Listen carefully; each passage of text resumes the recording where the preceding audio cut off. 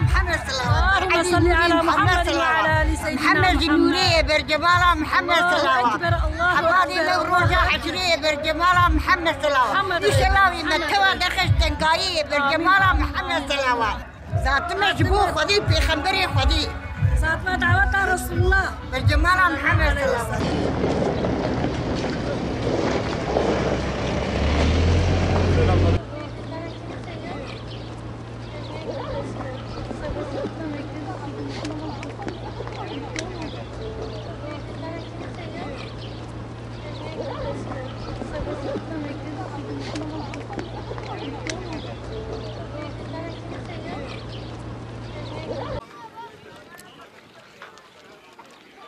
Tamam.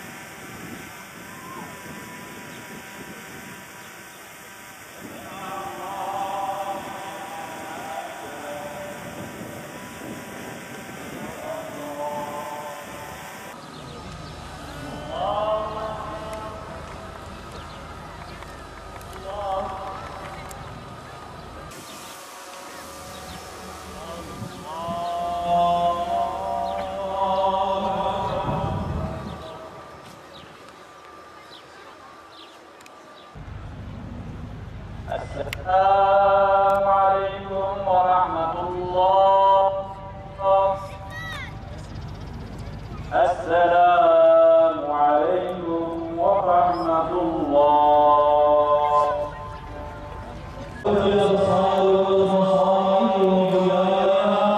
وعلى آله وصحبه وسلم وطهرنا بها من جميع الذنوب والسيئات ورفعنا بها عندك على الدرجات.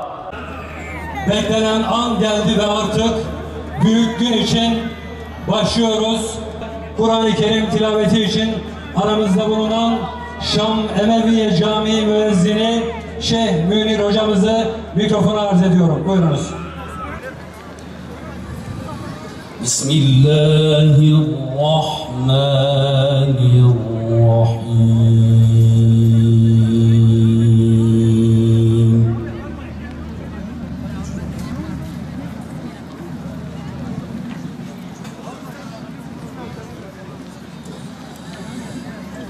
ما كان على النبي من حرج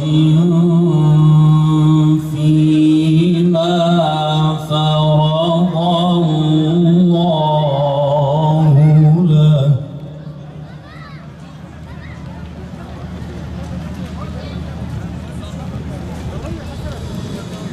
سنة الله في الذين خلوا من قبل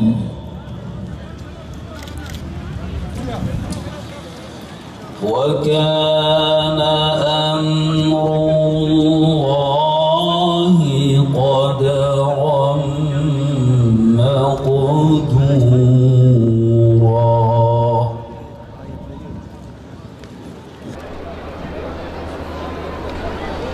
ولا تطع الكافرين والمنافقين ودع أذاهم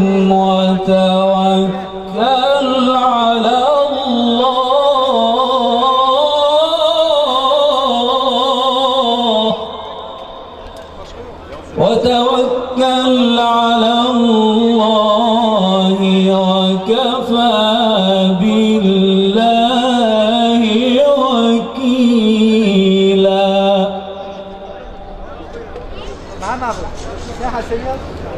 ولا تطع الكافرين والمنافقين ودع أذاهم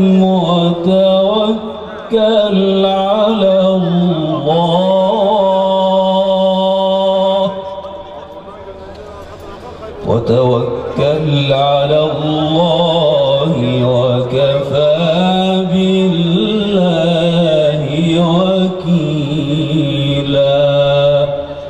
صدق الله العظيم.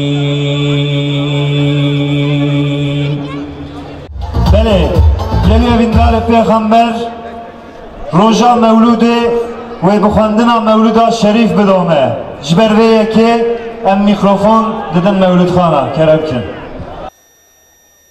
بسم الله الرحمن الرحيم بالناب خدای الرحمن الرحیم. بجمر حمد و سنای قلب و جان امددن بای خالق کون و مکان و به انسان دای زانن با کرم خوندن و هم حکمت و علم و قلم اول و هم آخر رب عظیم هم علیم و هم کریم و هم رحیم خالق افلاک و اسمان بحر و بر رازق جمله هین روح دبر ام تمام آدین وجود به قدرت جن و انسان و به اسم رحمت نعمت آخوش ام کرین کو مسلمان هم محمد سرسر مکر شوان بای هدایت دام قرآن کریم رهبر جو ناصرات المستقیم ای خدا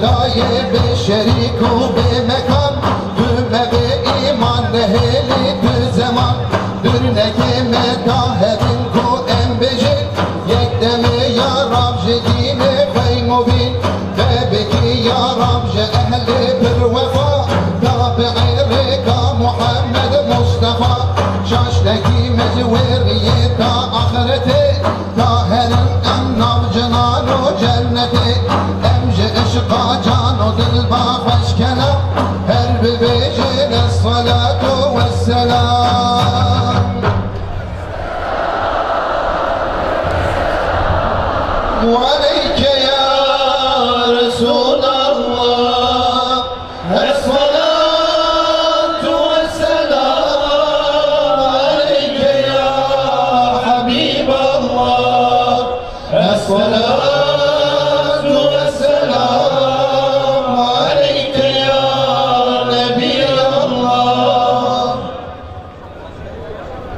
أي محمد سوري هر الأسفياء خاتمي هر مرسلين وأنبياء مثل باران بهاري رحمتي برببان سرت ربي عزتي هرچی اجسامي ملون كوهية عود عسل عكسوي حقاتية روج وشبهم بحر وبر نهر ونبات توب عشقات الخام من درحية ليد ليكم عن شحبات فقير وذكر نابا ملالي من أسير لو بزارين البر درقايته أملكن هيبيش فضل وجاهته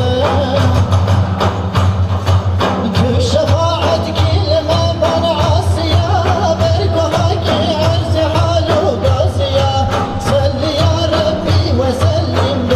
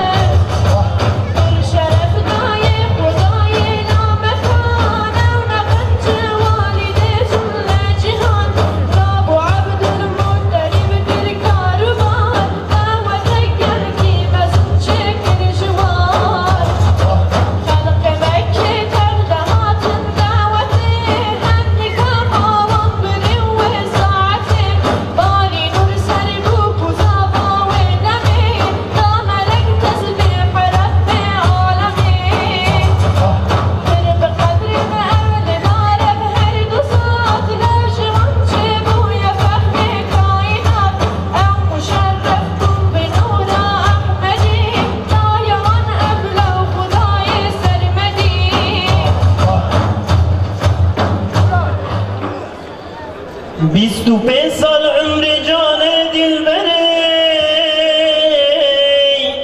شربت مرگه و خورویل و دری مال یسری به مکان هجرتی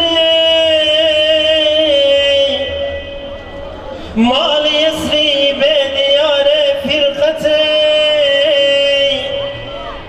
اول غربت ما تندنا بمخبري لو نهض وإصلاح حبيب ومادري هنجي عبدو مطلب ما برنچار بويا غمگin اوج درده بدمار ويش شان ابو دل بي اختيار برجاندن حسر چاوان بشمار بويا محزون هرچی تشتی سرزمین سر وفاتا باب نارین پرگرین هر دو چام آمینه بو مسلچم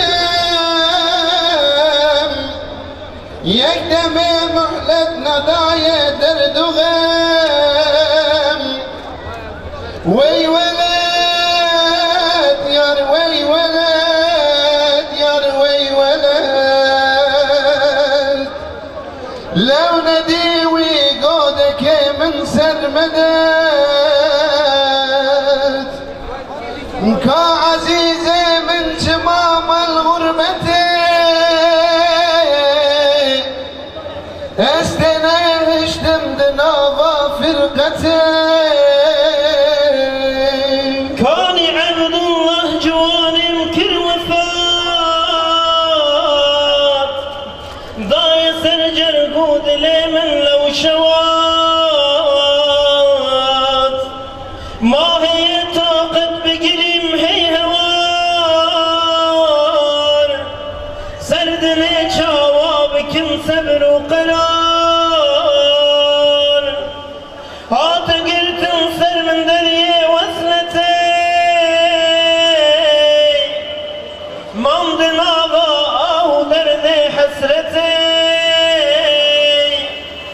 ما يتيم أولاد من ما بخدي ويل دنيا جاركي ما بخندي ويل دنيا جاركي ما بخندي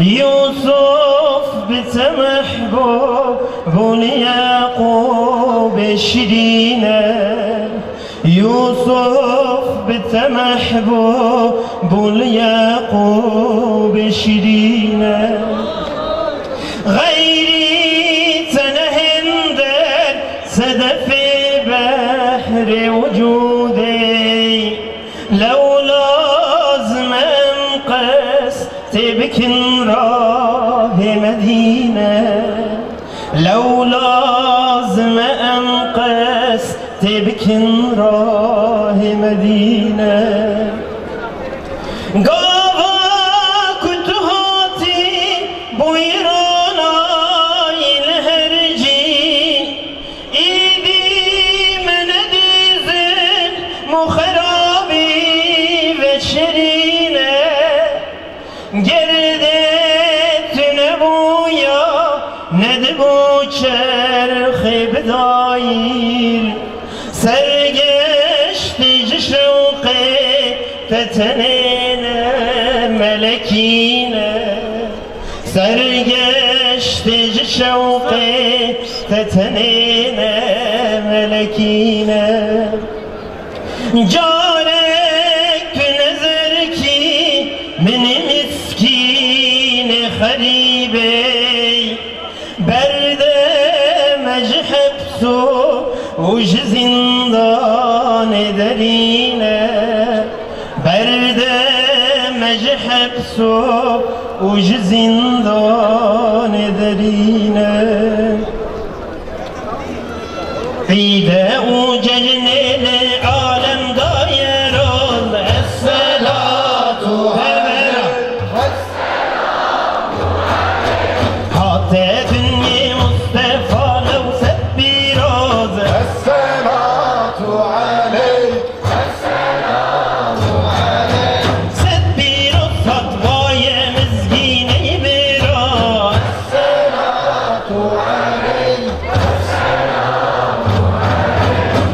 bir hat hateme peygambera esselatu aleyh esselatu aleyh Sen piroz han yare yaran sen piroz esselatu aleyh esselatu aleyh Sen piroz han daedur rezane dost esselatu aleyh esselatu aleyh Sen piroz han mürşide memümina esselatu aleyh esselatu aleyh Sen piroz han bence insan o cenab esselatu aleyh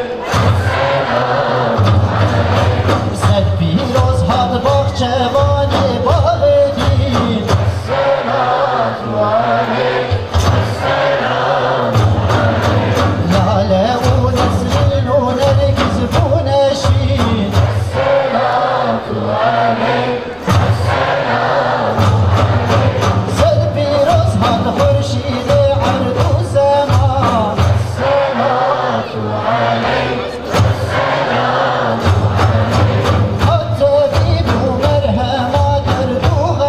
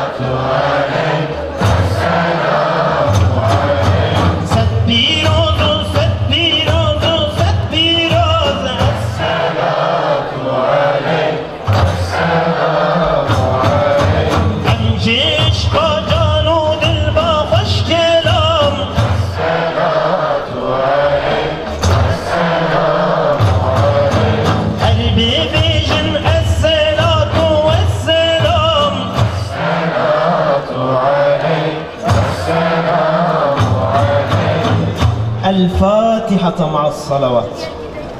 Allah Mevlid hanlarımızdan razı olsun. Kendilerine çok teşekkür ediyoruz. Biliyorsunuz bu sene gerek bölgemizde, Kürdistan coğrafyasında, gerekse İslam ümmetinin başka noktalarında cereyan eden hadiseler üzerinden, bu üzücü hadiseler yüzünden bu yılki etkinliğin teması vahdet ve kardeşlik rehberi olarak belirlendi platformumuz tarafından.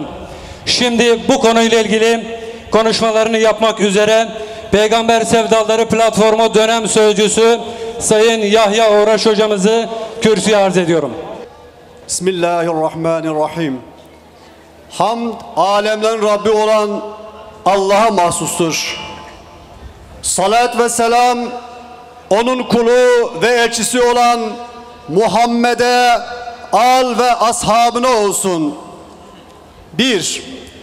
Ümmetin her cüz'ü bir bedenin azaları gibidir. Ümmetin bir cüz'üne yapılmış haksızlık ve zulmü tamamına yapılmış kabul ederiz. 2. Diller ve renkler Allah Celle Celaluhu'nun ayetleridir. Farklılıklar Rabbimizin buyurduğu üzere tanışmak içindir. Farklılıkların tefrikayı körüklemek, üstün taslamak için kullanılması kabul edilemez. 3.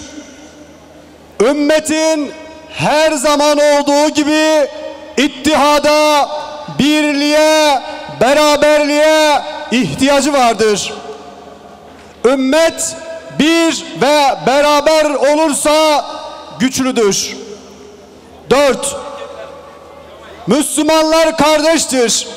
Kavmi farklılıklarımız birbirimizi dışlamamıza, birbirimize karşı üstünlük taslamamıza sebep olmamalı. Mezhep farkımız birbirimize düşmanlık yapmamıza yol açmamalıdır. 5. İslam ülkeleri ve Müslüman toplumların nüfusları oranında temsil edileceği bir kurul oluşturulmalı. Bu kurul ümmeti ilgilendiren her konuda kararlar alabilmeli ve kurulun aldığı kararlar her İslam ülkesi ve toplumunu bağlamalıdır. 6. İslam aleminde huzursuzluğun asıl nedeni dış güçlerin İslam alemine müdahalesi ve işgalci Siyonistlere huzur temin etme hırslarıdır. Dış güçlerin İslam ümmetine müdahalesi son bulmalı, Siyonistlerin işgal ettikleri topraklardan çıkartılması İslam ülkelerinin öncelikli hedefi olmalıdır. 7. Müslümanlar şerde değil, hayırda yarışmalı, iyilik ve takva üzere yardımlaşmalıdırlar. Müslümanların birbirleriyle çatışması sadece düşmanlarına yarar. Müslümanların birbiriyle çatışmasına sebebiyet verecek her tür söylem ve tutumdan bütün Müslümanlar kaçınmalıdır. 8. İslam aleminin sulh içinde olması bütün Müslümanların ve bütün insanlığın yararınadır. Her Müslüman İslam aleminde sulha hizmet etmelidir. 9. İslamsız bir Türklüğün, İslamsız bir Kürtlüğün, İslamsız bir Araplığın Allah katında hiçbir kıymeti yoktur. Hepimiz İslam'la şeref kazandık. Kürt'e de, Türk'e de, Arap'a da şeref veren aziz ve muazzez İslam'dır. Tekbir! Tekbir! Tekbir! 10. Başımıza gelen musibetler İslam'dan uzaklaşmamızdan kaynaklanıyor. Bu musibetlerden kurtulmamız, yeniden nefsimizden ailemize, ailemizden toplumumuza, toplumumuzdan devlet idaresine, hayatın bütün alanlarında İslam'a sarılmamızla mümkündür. 11. Allah Celle Celaluhu her hak sahibine hakkını vermiştir. Talep edilmesine bakılmaksızın Allah'ın vermiş olduğu bütün haklar sahiplerine verilmelidir. 12. Diller Allah'ın ayetlerindendir. İslam hiçbir dilin yasaklanmasına izin vermemiş, aksine bütün dillerin gelişmesine imkan sağlamıştır. Hiçbir dile yönelik kısıtlama ya da yasaklar kabul edilemez. Hiçbir Müslüman bu yasaklardan yana olmamalıdır. 13. İslam kardeşliğimizin esasıdır. Halkımızı İslam'dan koparmaya çalışmak, özünden koparmaya çalışmaktır.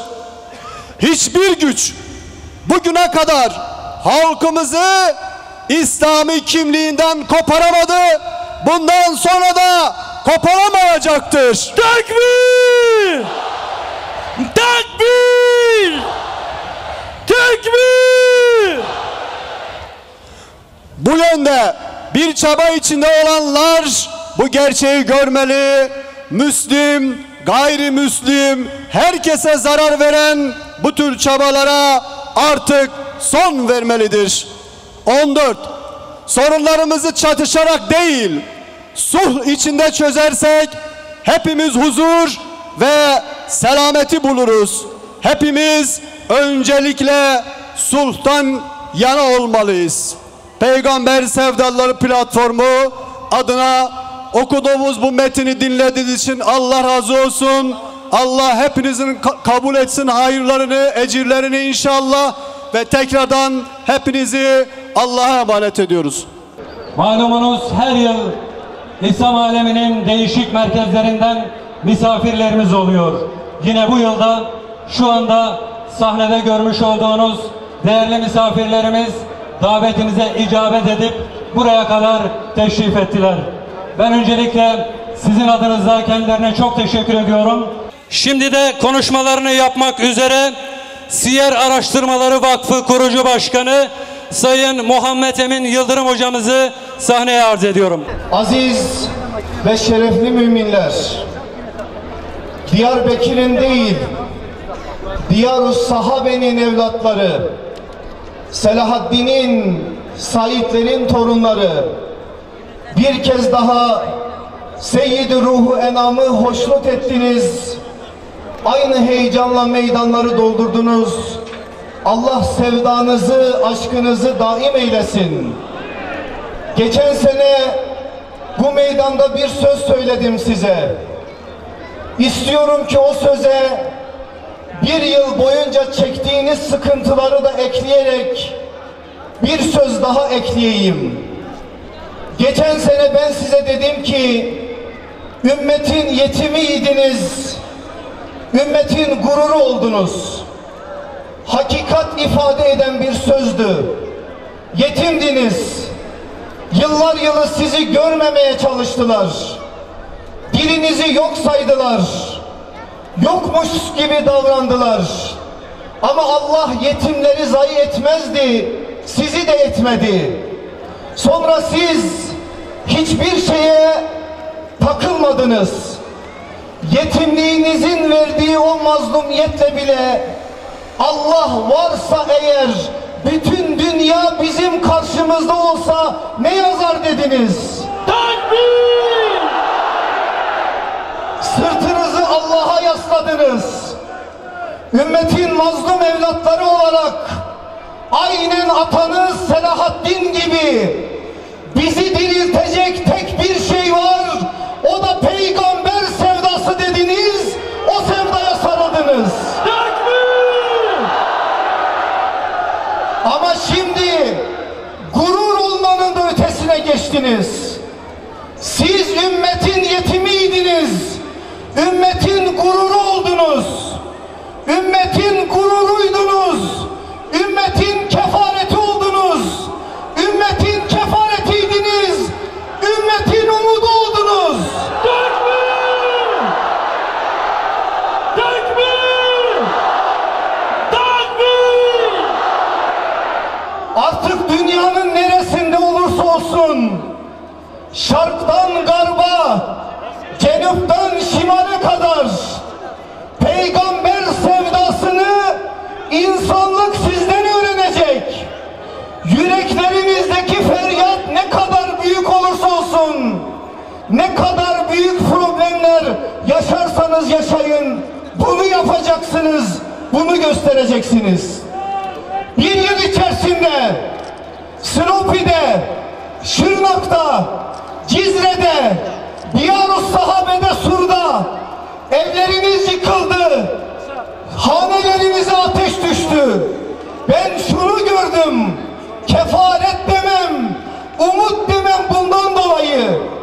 Yıkılan evlerini aldırmadan 60 yaşındaki, 70 yaşındaki dedelerimiz evden kurtardıkları bir bavula sığacak, çantaya sığacak eşyalarını aldılar.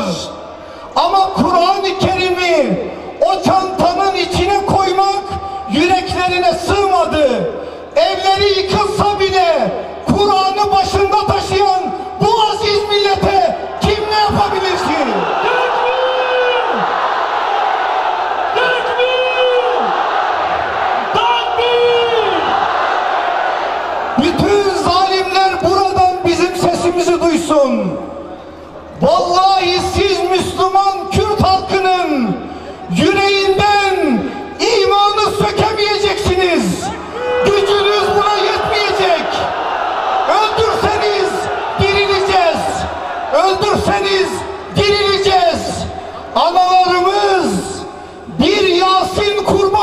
geldi.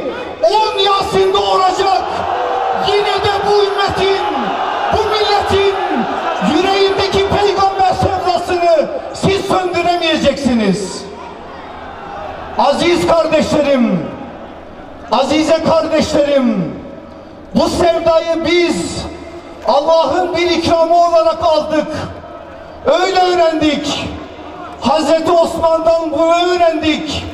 Varsın biz Kur'an'ın önünde öldürelim.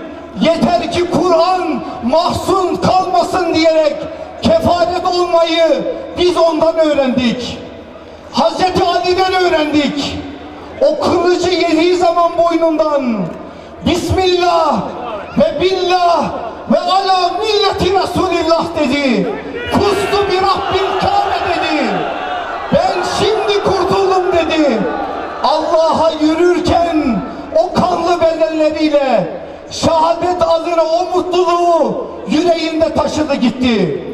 Ben biliyorum şu meydanda kadınıyla erkeğiyle binlerce Yasin var, binlerce Hüseyin var, binlerce Hasan var, binlerce Riyas var. Tekbir! Tekbir! Allahu Ekber! Allahu Ekber! Siz değil misiniz Hazreti Hüseyin gibi kefaret olmayı hayatının esası kılan, o Hüseyin ki Kerbela'nın meydanında kılıçlar altında doğranırken kanımla yükselecekse Ceddim Muhammed'in dini, ey kılıçlar doğrayın beni, alın bedenimi diyen. Tekbir! Ve ben yine biliyorum ki siz Saidlerin torunlarısınız. O Saidlerden bir tanesi, değersiz dallarda beni asmanıza perva etmem, bu hakikat ki benim ölümüm Allah ve Resulü içindir diyen Şeyh Said diyeyim. Allah aşkına anlamıyorlar. Ben çok iyi biliyorum anlamadıklarını. O zalimlere ben şu meydandan şunu haykırmak istiyorum. Ölümü öldürene siz ne yapabilirsiniz ki? İki dünyası olana siz neyi vaat edip korkutabilirsiniz ki? İki dünyamız var, korkmuyoruz. Biz ölümlerin en güzel olan şehadetle nikahlanmışız. Şehadete gönül vermişiz.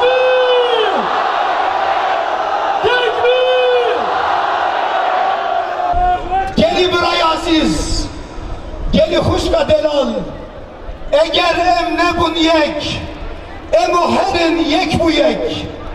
Eğer biz bir olmazsak, ya birlikte bir olacağız, ya da birer birer yok olacağız. Tekbir! Tekbir! Hiç kimse bizim birliğimizi bozamayacak.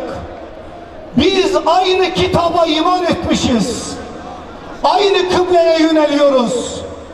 Aynı peygamberin ümmetiyiz. Onun için bizim yüreğimizde coğrafyaların sınırı yok.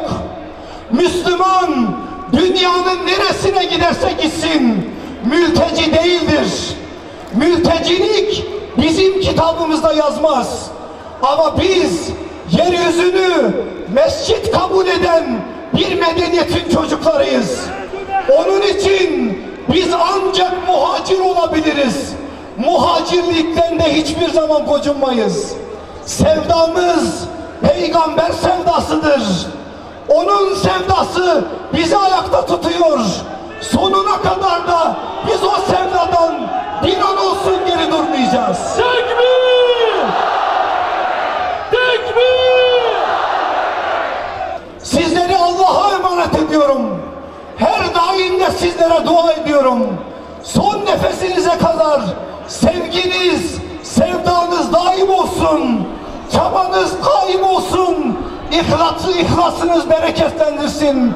Allah bu meydanda nasıl bizleri topladıysa yarın sevdanın sahibi olan Resulullah'ın sancağının altında toplasın inşallah. Esselamu Aleyküm ve Rahmetullahi ve Berekatuhu. Değerli peygamber sevdalıları, şimdi sizleri peygamber sevdalısı kardeşlerimizle baş başa bırakıyoruz. O güzel namelerden sonra yeniden birlikte olacağız. Merhaba, merhaba, merhaba, merhaba, merhaba, ya Muhammed Mustafa. Merhaba, merhaba, can, can, merhaba, merhaba, merhaba, ya Muhammed Mustafa. Tekbir! Sevmem ben inşallah, merhaba.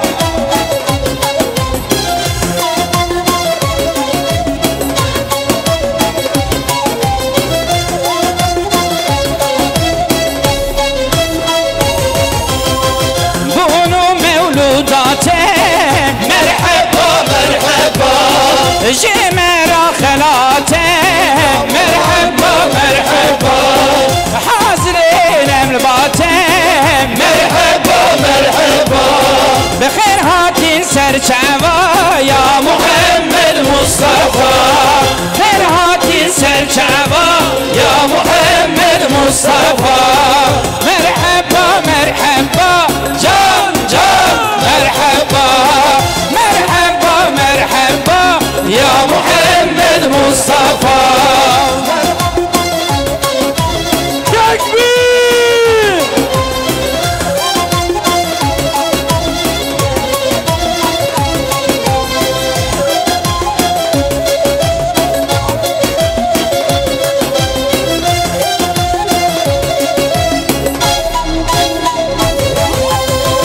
هاتن عرض ملك مرحبا مرحبا لدنيا بن خلك مرحبا مرحبا كيف خوش بون امجالك مرحبا مرحبا بخير هاتين سرچوا يا محمد مصطفى خير هاتين سرچوا يا محمد مصطفى مرحبا مرحبا جان جان مرحبا مرحبا مرحبا يا محمد مصطفى.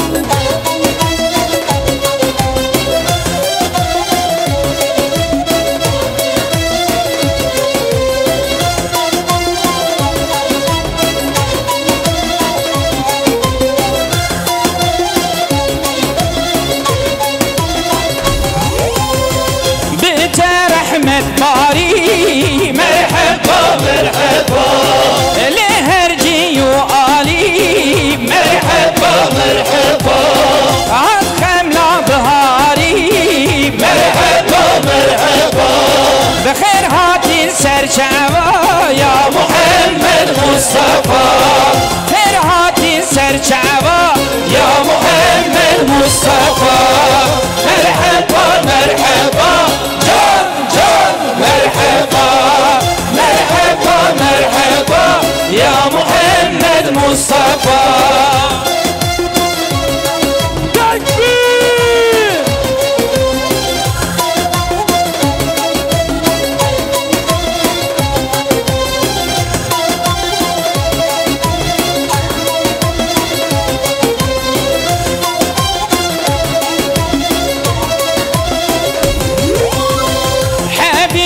فدائي مرحبا مرحبا فقرة متباي مرحبا مرحبا سمرة عالماي مرحبا مرحبا خير هاتين سرچوا يا محمد مصطفى خير هاتين سرچوا يا محمد مصطفى مرحبا مرحبا جان جان مرحبا مرحبا مرحبا يا محمد مصطفى مرحبا مرحبا جان جان مرحبا مرحبا مرحبا يا محمد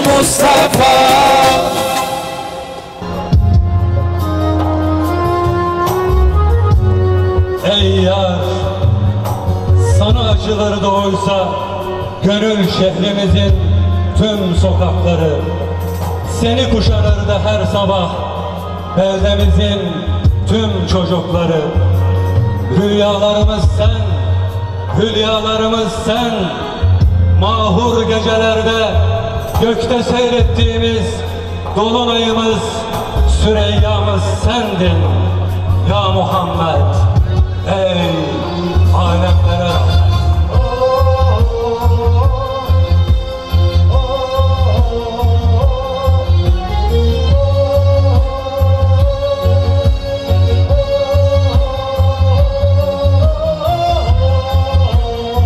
Ve şimdi geçmişin karanlık dehlizinden geleceğin meçhul baharına akıttığımız gözyaşı sensin. Hakların huzuru ve barışı sensin. Mahrumlar sofrasının bereketli ekmeği, aşı sensin. Zalime karşı mazlumun arkadaşı sensin.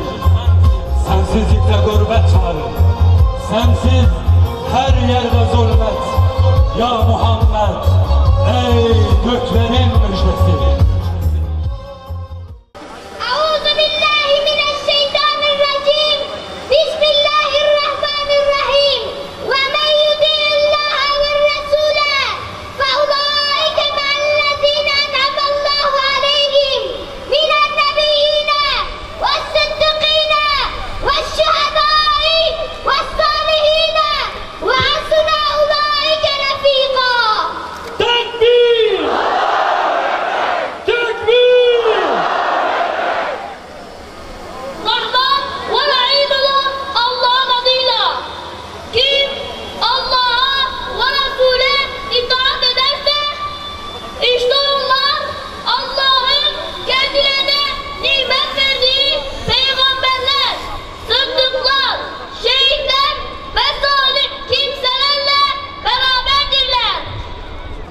Geliye vindarın peygamber jibu axaftına da hakka viladeta pirozda Seyda Mala Muhammed Beşir Şimşek em davete mikrofon etkin. Kerem ki Seyda.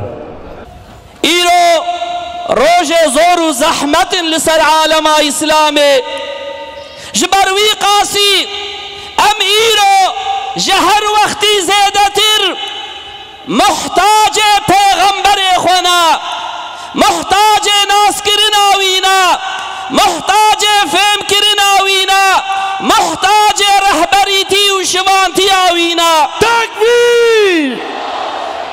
Takbir! Takbir! Çima ev nexweşî bimeket çima ew Müslümanê ku bi îfada peygamber weke اعضاء بدنکی بون چما به هفکتن جهفکتن او مؤمنه کو وک کفر بیناک کی بون چما ایرو جهفکتن گلو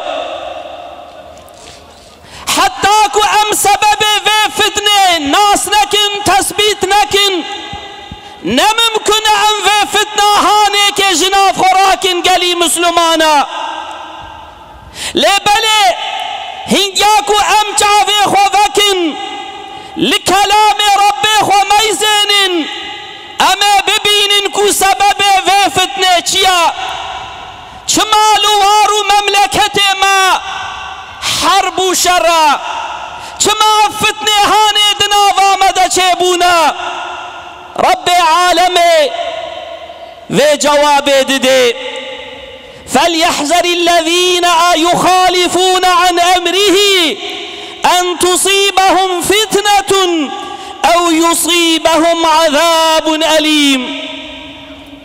بلا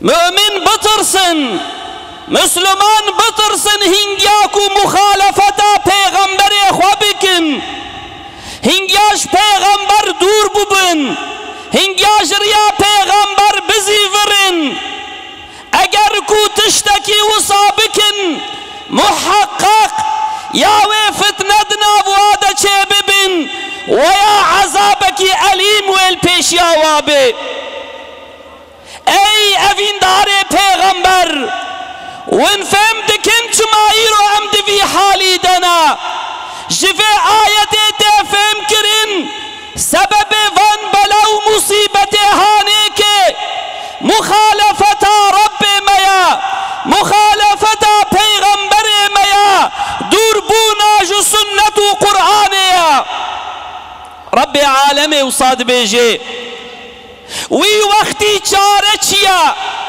وی وقتی درمان چیا وی وقتی افبراتی و چاو جارہ کدی ترے ورے تحسیس کرن جارہ کدی گرک ام لرب خو گهدار بکن لقرآن خو لپیغمبر خو بزیورن گلو رب ما چی چاره نشانی مد ده رب مد بیچه استعیذ بالله واعتصموا بحبل الله جميعا ولا تفرقوا ای گلی مسلمانا ای گلی وان اهل ایمانه وان کو بپیغمبر ایمانانیا و بقرآن ایمانانیا ناوه و مسلمانا بحفره بدین خدا بگرن بحفره بقرآن بگرن بحفره لپیغمبر ببن خودی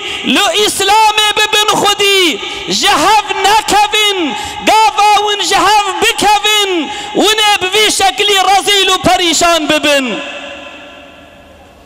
دیسا خدا دبیجه چارا وی تشتی خدا دبیجه وما آتاكم الرسول فخذوه وما نهاكم عنه فانتهوا اگر وین دخوازن براتی چه ببه حجه کرن چه ببه صلح و سلامتی چه ببه یکیتی چه ببه فتنه و فسادی را ببه لسوره لباغلره لنسابینه لسوریا لشرنخه لمصره لأقطار دنیای دناف اسلام دوین دخوازن یکیتی و حجه کرن چه ببه وما آتاكم الرسول فخذوه پیغمبر چه دابه و بگرن هیچ پیغمبر هبن پیغمبر ناس بکن امر و نهی پیغمبر گهداری بکن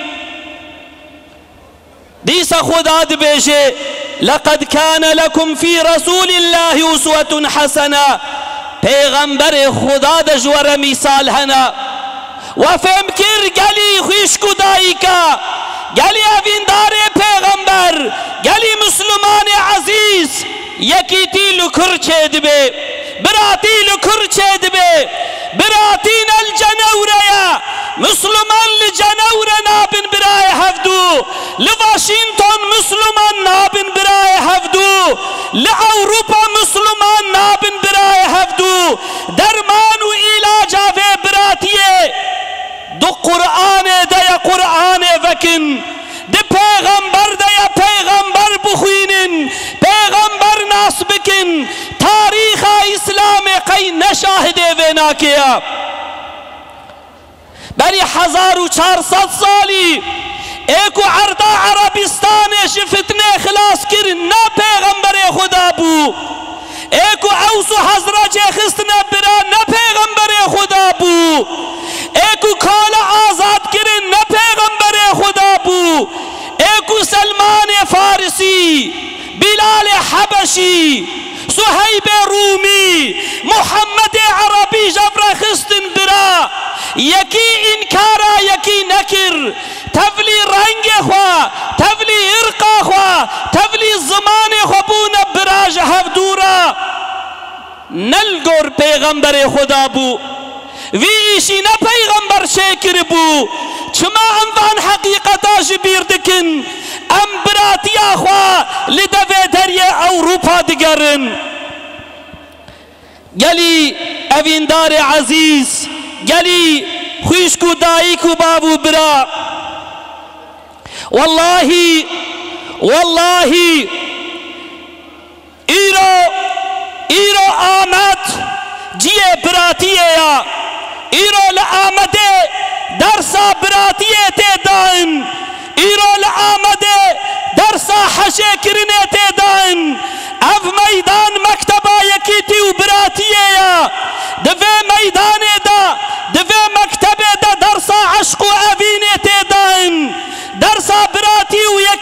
ديدان والله وأب عشق أبينا في حب ميدانه وآقري سورة بطفينه وآقري باغلاري بطفينه وآقري نسيبينه بطفينه وآقري تمام فتنة دناف عالم إسلامي دا أب عشق أبين وبطفينه تكبير جغيري في بچارتنا جبروي قاسي أم غازي دكن لتمام مسلمانا أم دباجن كاليكي بري كاليكي ورن لدور پیغمبر اخوة أم ببن براجة هفدورا الآن ذيق أم دس بفي صلح وبار شاهاني كي بكن ورن أم لفيدي بيعت اخوة بپیغمبر اخوة رانو بكن جارك دي ورن أم ذيقا هر كسكي ببرا اخوة دست اخوة بدن هف دست اخوة بدن هف قالي برا قالي خوشكا دست براتيه بدن هف قالي ميوان عزيز دست براتيه بدن هف ذي براتيه ام جفر بلا بكن وي براتي جآمد بلا ببي وي عشقو أفين جآمد بلا ببي لورا آمد جه براتيه يا آمد واري صحابيه يا آمد واري إسلام يا آمد واري صلح وسلامة يا وإيرو جارك دي تري نورا پیغمبر عشقو أفينا پیغمبر آگره فتنة چياوه بطفينه إن شاء الله تعالى خدا تعالى وروج زوب خي نصيب ما خدا تعالى وروج زوب خي نصيب ما السلام عليكم ورحمة الله وبركاته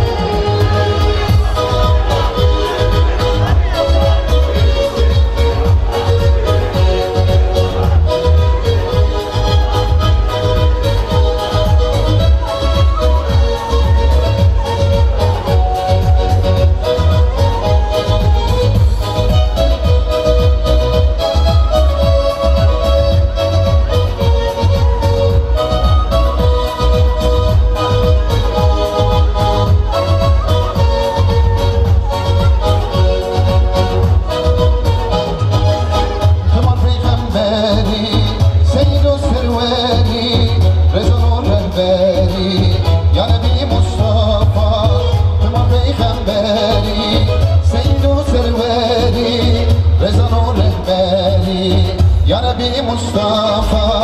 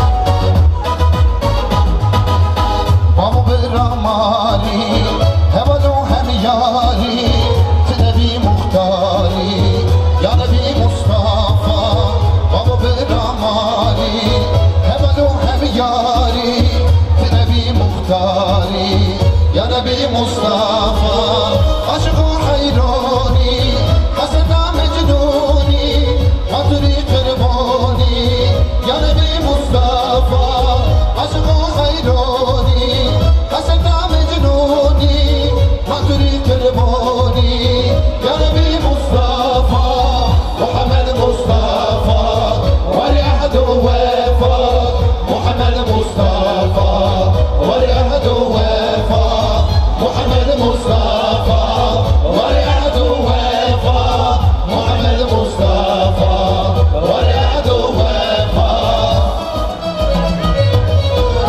تكبير تكبير تكبير.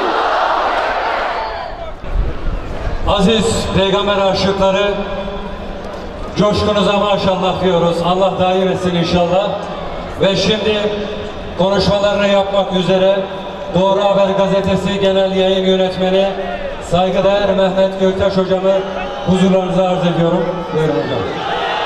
Diyarbakır'ı karanlıklara gömmek isteyenlere müsaade etmeden nura çıkarıverdi o aziz ve hamid olan Allah. Kardeşlerim, geçen sene ile bu sene arasında bildiğiniz gibi önemli olaylar oldu.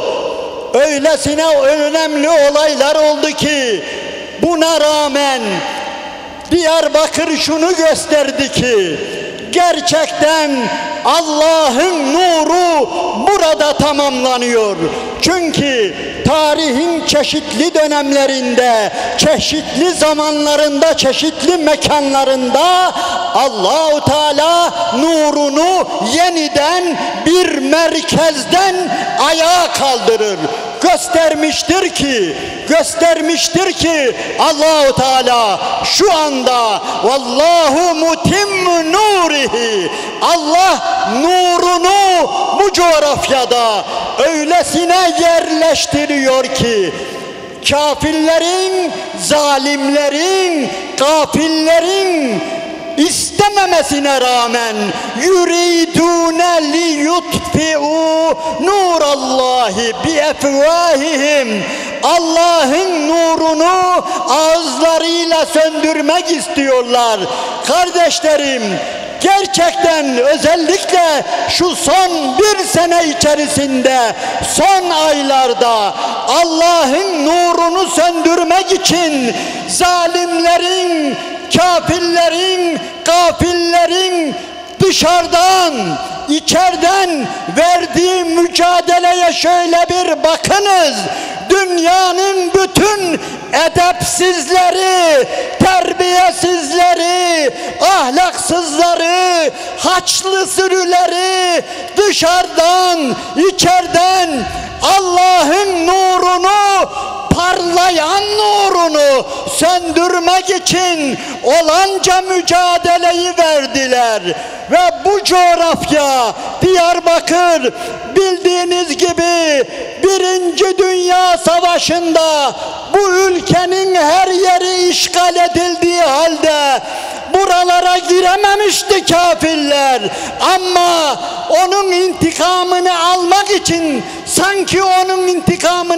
için, sanki evet biz Birinci Dünya Savaşı'nda bu sahabe kentine, bu sahabe şehrine ve yakınlarına giremedik ama onun intikamını alacağız dercesine ne kadar terbiyesiz dernek varsa, ahlak varsa bu Müslüman Kürt kardeşimin dinini, imanını elinden almak için yanıyordu, tutuşuyordu. Onun için bugünkü, özellikle bugünkü kutlu doğum tarih yazacaktır. Öyle basit bir kutlu doğum değildir. Rabbimiz bize göstermiştir bu nimetini. Demiştir ki demiştir ki evet ben bu coğrafyada nurumu yeniden alevlendireceğim demiştir. Ve biz bugün bunu yaşıyoruz Allah'ın izniyle. Onun için kimse bu seneyi geçen sene ile kıyaslamasın ve buna rağmen elhamdülillah Allahu Teala şu manzaraya bizi şahit kıldı. Kardeşlerim, gerçekten şu anda Allah nurunu yayıyor. Allah nurunu tamamlıyor. Bütün hücumlara rağmen dedik ki evet bu ülkede, bu coğrafyada özellikle çokça katliamlar yapılmıştı.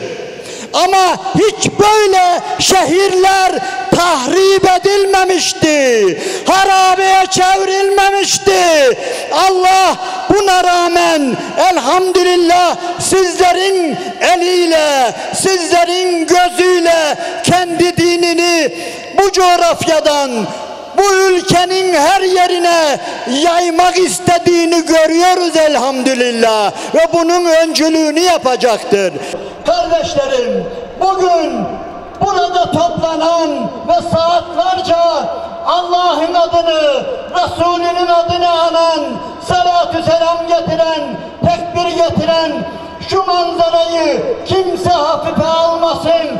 Söyleyin Allah aşkına, bu ülkenin, hatta İslam aleminin neresinde böyle bir manzara görebilirsiniz? Tekbir! Tekbir! Tekbir! Bu bir saman alevi değildir. Bu basit bir heyecan değildir. Allah'ın bu nurunun arkasında, temelinde şu anda yüzlerce Rabbani alim var, yüzlerce Seyda var, yüzlerce Medrese-i Yusufiye'den icazetli alimlerimiz var, kızlarımız var, bacılarımız var. Dün sadece Türkiye'nin cezaevleri yollarında çile çeken kardeşlerimiz, bacılarımız vardı. Şimdi buna yüzlerce, binlerce icazetli kızlarımız ekleniverdi. Onun için buradan Allah'ın nurunu ağızlarıyla üfleyerek söndürmek isteyen gafillere sesleniyoruz. Yapamayacaksınız. Bu coğrafya İslam'dan başka rengi tanımayacak, hiçbir rengi kabul etmeyecek. Bu coğrafyanın rengi İslam rengidir. Hiçbir aşı tutmayacak, hiçbir doku tutmayacak. İslam diyecek, başka bir şey demeyecek ve tarih de buna şahit olacak. Takbir! Kardeşlerim, buradan birkaç kesime hitap etmek istiyorum. Defalarca dedik ki, bu meydanları defalarca dolduran, peygamber sevdalılarını hesaba katmayanların, onları hesaba almadan kendilerine göre çözüm yürütenlerin hesabı tutmayacak dedik. Atacakları adımlar geri çekecekler dedik. Geri çekmek zorunda kalacaklar dedik. Bu işler şurada milyon peygamber sevdalısı dura. Eğer siz bu coğrafyanın yaralarını şarkıcılarla, türkücülerle, çalgıcılarla, artistlerle çözmeye kalkışacaksanız eğer işte böyle olacak.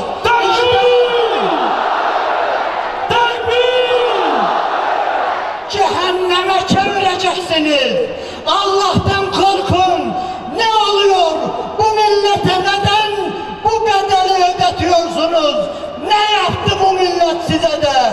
Bu insanlar size ne yaptı da şehirleri, ilçeleri viraneye çevrildi? Herkese sesleniyorum. Örgütlere sesleniyorum.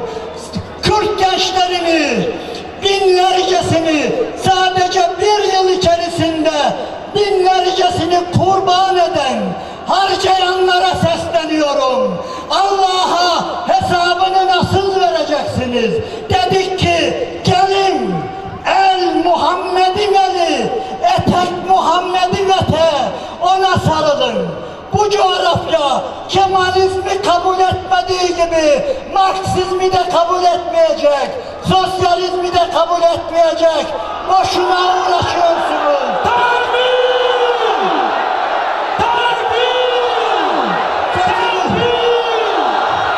Sözümüzü dinlemediler.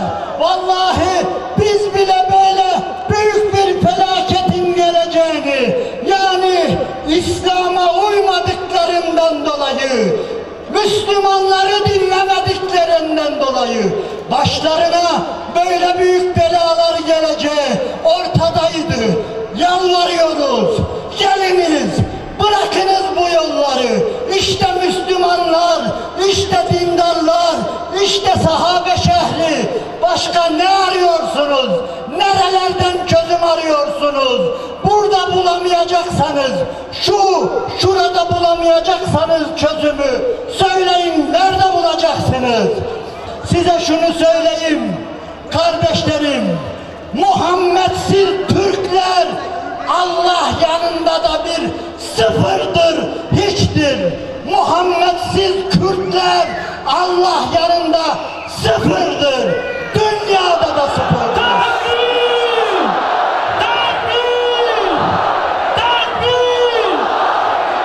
Muhammedsiz Araplar beş para etmez vallahi. Muhammed'ini çekin alın içinden bu dünyanın. Geriye bir şey kalmaz. Ve görüyorsunuz, açın bakın, bunu ispat etmek için uğraşmaya gerek yok. Balkanlara bakın, Moldova var, Bulgaristan var, Macaristan var. Bunlar Türk ama Müslüman olmadığı için Allah yanında bir değeri yok, dünyada da değeri yok, haysiyeti yok. Vallahi çekin Müslümanlığı, çekin Hz. Muhammed Aleyhisselam'ı, geriye var ya kör çöp kalır, sıkılmış limon kabuğu kalır. Onun için biz Muhammed Aleyhisselam'la birlikte varız. O varsa biz de varız ve onunla beraber varız. Onunla beraber olduğumuz için Müslümanca varız ve bütün dünya Allah'ın izniyle buna şahittir ve biz bunu yaşatacağız ve elbette başa dönerek söylüyorum ki bu Allah'ın nurudur. Allah'ın nuru Allah'ın izniyle eksik kalmayacak, tamamlanacak. Ben bu müjdeyi veriyorum. Allah günümüzden daha hayırlı getirsin. Allah evlatlarımızı bizden daha hayırlı kişiler eylesin.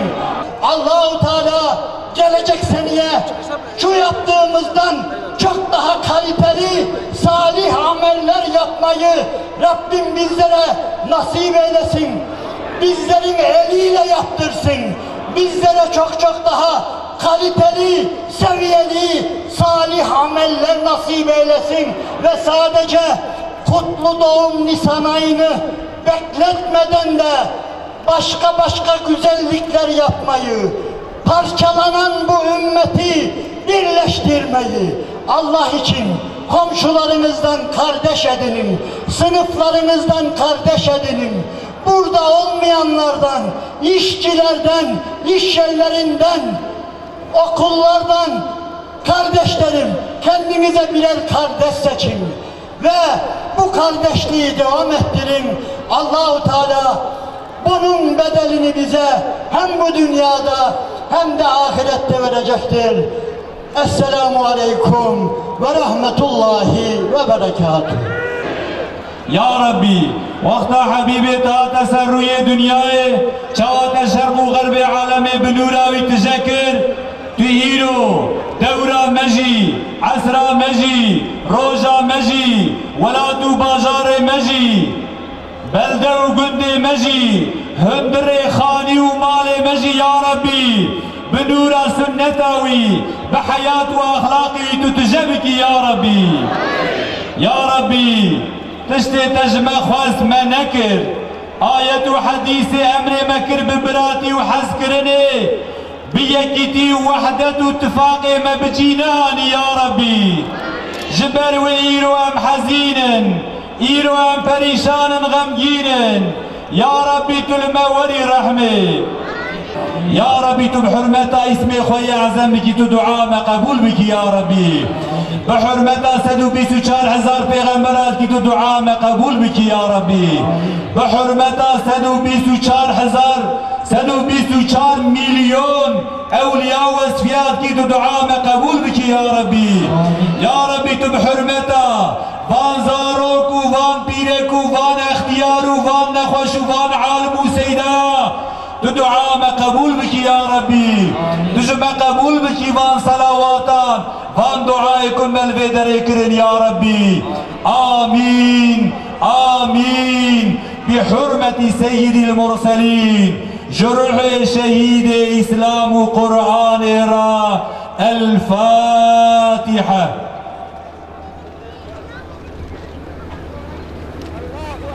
الله أكبر لا إله إلا الله محمد رسول الله صلى الله تعالى عليه وسلم الله أكبر لا إله إلا الله لا إله إلا الله محمد رسول الله محمد الرحمن محمد الرحمن محمد الرحمن محمد الرحمن أما تنيرو روسا في خبري مي وأشقى قلبي بدي وبدين بعض كشف أنا تدري قلت أنا خلاص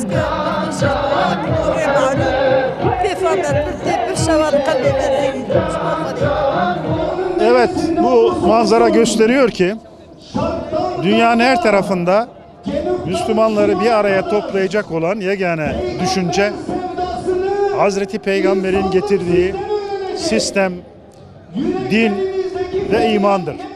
Bunun dışında hiçbir düşünce, hiçbir sistem insanları bir araya toplayamaz. Bazı şeyleri net görebilme adına, hakikati görebilme buraya gelip birebir şahit olmak gerekiyor gerçekten. Yani ekranlardan, gazete sayfalarından görüldüğü gibi değil. Tabii çok güzel bir atmosfer var elhamdülillah. Yani yıllardır Hazreti Peygamber adına kurulan bu meclislerde Peygamber Sevdaları platformu bu sevdanın halka halka insanlara ulaşması adına çok güzel bir etkinlik organize ediyor. Bugün gerçekten her dönemden olduğundan daha fazla birlik ve beraberliğe ihtiyacımız var ve bu birlik ve beraberliği sağlayacak yegane önder de Resulullah Aleyhisselatü Vesselam'dır. Bugün görüyorsun bir eser bıraktılar. Allah onları hayırlı da kabul etsin, bütün Müslümanları hayırlı kabul etsin. Canını feda edenler işte bugün bu serveti görüyorlar. Çok güzel bir şey yani. Allah'a çok şükür. Elhamdülillah. Ev haşmata halkı kul ve dere cemawiye nişanata ve ku halk Müslüman haş Peygamber sallallahu aleyhi ve sellem dikat. Ve tab ev halk hatine ku peyama aşti ve brayeti ve tabai tab cihane bilavkan ve bu Kürdistan ji bilavkan.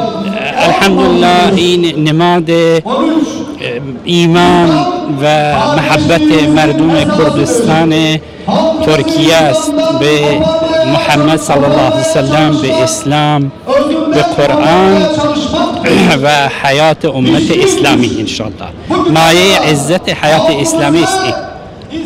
من از صمیم قلب تبریک عرض میکنم. واقعا جلسه خیلی پربرکت و پرخیری انشالله بیشتر سبب محبت و وحدت مسلمانان میشه و انشالله یه سعی بشه که در مورد اخلاق و عقیده و رفتار پیغمبر صلی الله علیه و سلم بیشتر از این جلسات استفاده بشه برای آموزش مردم.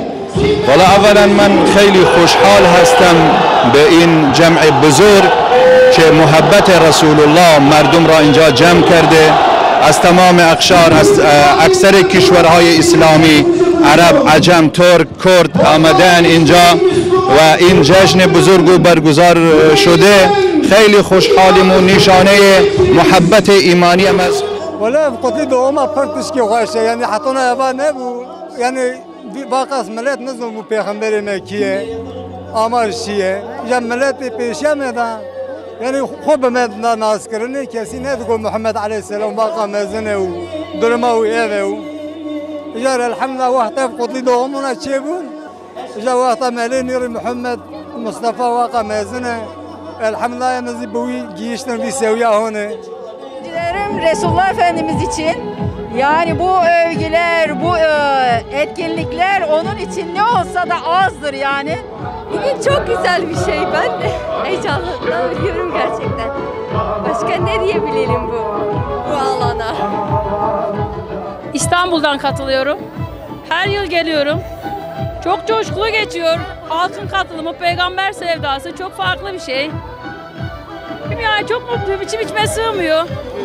Düşüncemin hep peygambere ümmet ettiği ne ümmetine ya. Herkes gerek katılmış ve be boş peygambere ko hasbka. Biz Erbil'den gelmişiz. Erbil'de oturuyoruz. Kutlu doğum için geldik. Peygamberimizin sallallahu aleyhi ve sellem'in doğum günüdür. Coşku nasıl dünyadaki tüm Müslümanların hepsi birlikte hareket ediyorsa Türkiye'deki tüm Müslüman ve Mustazaf kardeşlerin de aynı şekilde hareket etmesi lazım.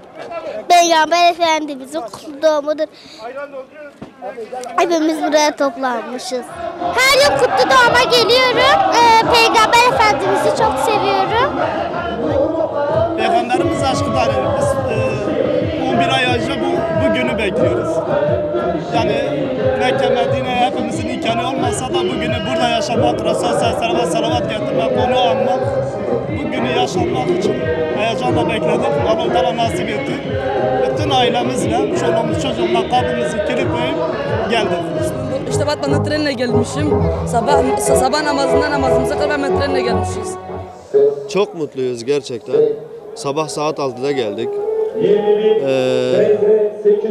Tek istediğimiz İslam ümmetinden vahdet.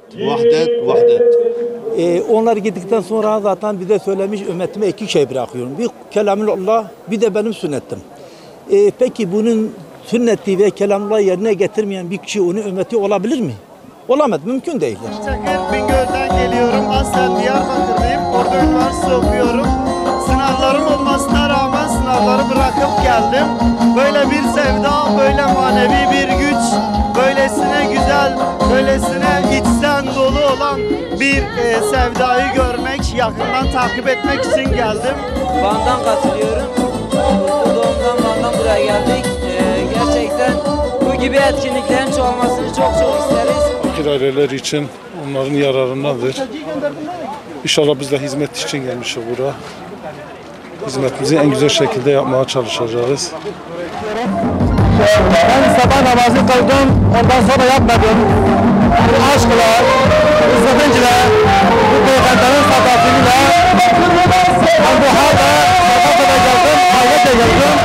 Ama gerçekten bu gece peygamberin aşkından ve aşkından biz yatamadık. Böyle bayram var ya, bayram günü küçükken nasıl sevinirdik sabah olursa biz bayramlaşak, biz bayrama gidelim. Aynı bu gece de öyle oldu. Yani inanmıyorduk. Biz yani bu alana yetişeydik. Biz daha bu yolda çok bedeller de vereceğiz. Çünkü biz bu yolun yolcusuyuz ve bu yola aşıkız. Ve Allah'ın aşkıyla, Allah peygamberin aşkıyla biz canımızı vermeye de hazırız. Büyük bir coşkuyla ben geldim. Benim annem, babam ve kardeşlerim, bütün çocuklarım. Hazreti Muhammed sallallahu aleyhi ve sellem için bela olsun. Allahu Ekber.